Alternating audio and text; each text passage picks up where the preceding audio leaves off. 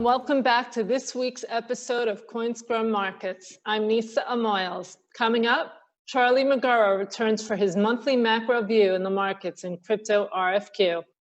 I'll be speaking to veteran investor Greg Kidd about his blockchain-based identity project, Global ID.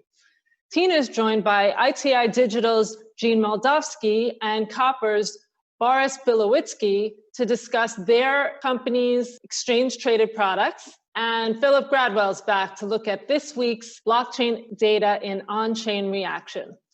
First, a look at this week's blockchain industry news. In Twittergate last week, shockwaves continued to reverberate. Coinbase came to the rescue of over 1,000 customers when it blocked their attempts to send a total of 280,000 to the Bitcoin addresses posted by the hackers. Not their keys, but still their coins. In DeFi, total value locked reached $3 billion after $2 billion just 2 weeks ago and surging volumes on DEXs. Companies are using innovative token economics and distribution models to offer a way for token value accrual derived from platform trading fees and use native tokens and liquidity mining provisions mechanisms to distribute tokens to users, bootstrap activity, and incentivize governance participation. Since Compound's success at decentralizing governance, many protocols are moving in the same direction.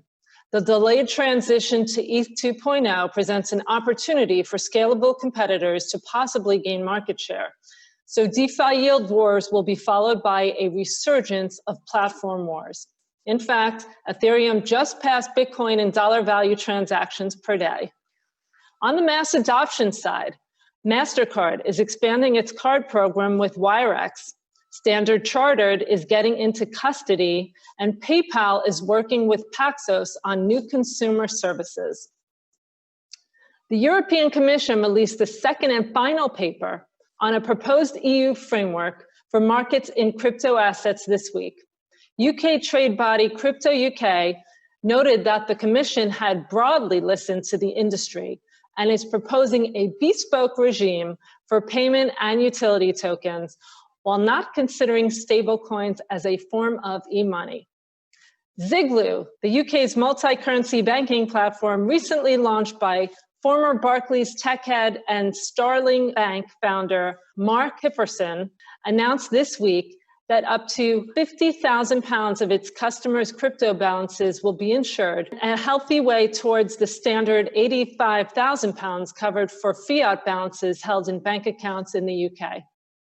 And finally, New York-based crypto broker bitooda has published an in-depth report on the state of Bitcoin mining in partnership with Fidelity. Their data was gathered from a survey of 131 mining operators from 20 countries who provide roughly 1/3 of the network's hash rate between them.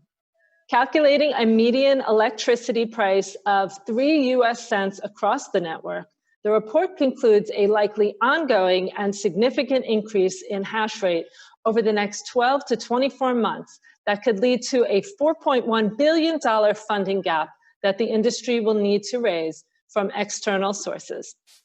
Don't forget to click and subscribe to our channel for more updates.